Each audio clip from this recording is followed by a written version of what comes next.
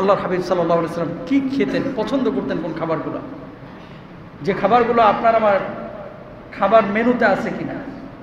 নবীজি সব কাজ, তিনি যেভাবে নামাজ পড়েছেন আমরা নামাজ পড়ব, যেভাবে দস্তরখানা বিছিয়ে খাবার খেয়েছেন আমরা সেভাবে খাবো, যে খাবারগুলো তিনি খেয়েছেন যদি সামর্থ্যের মধ্যে থাকে আমরা সেই খাবারগুলো খাবো। আল্লাহ নবী সাল্লাল্লাহু আলাইহি ওয়াসাল্লাম পনির জাতীয় খাবার পছন্দ করতেন। হযরত আব্দুল্লাহ ইবনে ওমর রাদিয়াল্লাহু তাআলা আনহু থেকে বর্ণিত, তাবুকের যুদ্ধে রাসূল সাল্লাল্লাহু আলাইহি ওয়াসাল্লামের কাছে কিছু পনির উপস্থাপন করা হলো, ছুরি দিয়ে কেটে কেটে এই পনিরগুলো নবীজি সাল্লাল্লাহু আলাইহি ওয়াসাল্লাম খেয়েছেন। আলহামদুলিল্লাহ বলেন। মাখন খেতেন। হযরত উবাই ইবনাই বিসর আল মুসলিমাইন রাদিয়াল্লাহু তাআলা আনহু থেকে বর্ণিত, তারা উভয়ই বলেন রাদিয়াল্লাহু তাআলা আনহুমা, একবার আমাদের ঘরে রাসূল সাল্লাল্লাহু আলাইহি ওয়াসাল্লাম আগমন করলেন, আমরা তার সম্মুখে মাখন ও খেজুর পরিবেশন করি। তিনি মাখন এবং খেজুর খেতে পছন্দ করতেন এবং তিনি খেতেন। আলহামদুলিল্লাহ বলেন। মিষ্টি জাতীয় খাবার আল্লাহ রাসূল পছন্দ করতেন এবং মধু জাতীয় খাবার পছন্দ করতেন। এখনকার ডাক্তাররা তো মনে করেন চিনি খাওয়া মানে বিষ খাওয়া বলে, অতিরিক্ত খাওয়া অবশ্যই ক্ষতিকর, কিন্তু মধুটা ক্ষতিকর না। মিষ্টি জাতীয় খাবার, মধু আল্লাহ রাসূল পছন্দ করেছেন, আপনারা খাবেন।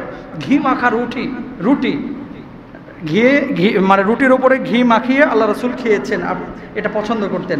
দুধ জাতীয় খাবার আল্লাহ রাসূল পছন্দ করতেন এবং ডিরেক্ট দুধ আল্লাহ রাসূল খেতেন। খেজুর পছন্দ করতেন, কিশমিশ পছন্দ করতেন। সারিদ ইবনে আব্বাস রাদিয়াল্লাহু তাআলা আনহু থেকে বর্ণিত, রাসূল সাল্লাল্লাহু আলাইহি ওয়াসাল্লামের কাছে রুটির সারিদ ও হাইসের সারিদ অত্যন্ত প্রিয় ছিল। গোশতের ঝোলে রুটি ভিজায় রাখলে, আগে অনেকে খাইতেন গ্রামগঞ্জে, গোশতের ঝোলে গোশত আলু এগুলো এই রুটি চুবায়া কিছুক্ষণ রেখে দিলেন, আধা ঘন্টা 45 মিনিট, এরপরে যে খাবারটা হয় এটাকে বলা হয় সারিদ।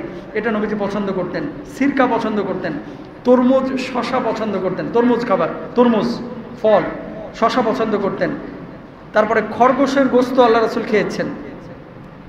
খাসির সামনের দুইটা ঠ্যাং, রানের ওপরের অংশ আল্লাহ রাসূল খেয়েছেন, এটা পছন্দ করতেন নবীজি, এটা পছন্দ করতেন, খেয়েছেন। মোরগ একবার খেয়েছেন, একবার না একাধিকবার খেয়েছেন। লাউ খেয়েছেন, জলপাই খেয়েছেন, সামুদ্রিক মাছও খেয়েছেন। এখন আপনি বলবেন যে হুজুর কাচ্চি মাচ্ছি কি খায় নাই, বোঝেন নাই?